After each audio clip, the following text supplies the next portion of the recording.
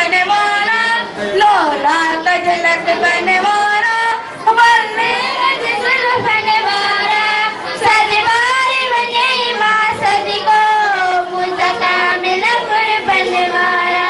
Mr. Saleh Sato, please come on the dais.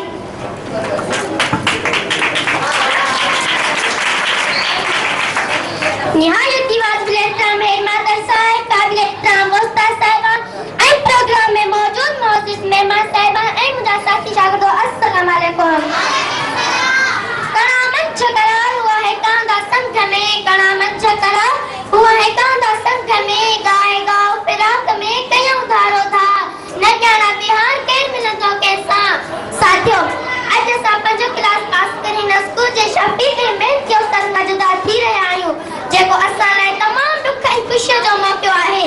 दुख जो उन करे आहे जो पंहिंजनि उस्तादनि ऐं स्कूली शागिर्दनि खां जुदा थी रहिया आहियूं, ऐं ख़ुशीअ जो मौक़ो उन करे आहे जो असांजी प्राइमरी स्टेज में महनती उस्तादनि निगरानी में सुठे नमूने मुकमिल थी। साथियों, असां शुक्रगुज़ार आहियूं पंहिंजे नंढड़नि साथियुनि जा, ख़ासि करे चौथी क्लास वारनि जा, जिन्हनि हिन पार्टीअ में हिसो वठण असांखे अलविदाई पार्टी पिणु पेश कई। खेल हिदायत दी के जिन पंहिंजे उस्तादनि जी ॻाल्हियुनि ते अमल करे पंहिंजे तइलीमी मैदान में कामयाबी हासिल कनि। आख़िर में आउं पंहिंजे सभिनी उस्ताद साहिबान जो शुक्रगुज़ार आहियां, खे सलामी पेश करियां, जिन पंहिंजी महिनत सां असांखे प्राइमरी स्टेज में पूरी कराई। आख़िर में शेर थी पंहिंजी जाइ वठंदसि। स्कूल पया तोखे सदा यादि कंदासीं, स्कूल पया तोखे सदा यादि कंदासीं, जेका बि ॾिनई खूब ॾिनई ॼाण इल्म जी, जेका बि ॾिनई खूब ॾिनई ॼाण इल्म जी, दिल खोले कई साथ सखा यादि कंदासीं। काबिल एहतराम खिदमत साहिबान व उस्ताद साहिबान ऐं प्यारे शागिर्द साथी, अस्सलाम वालेकुम।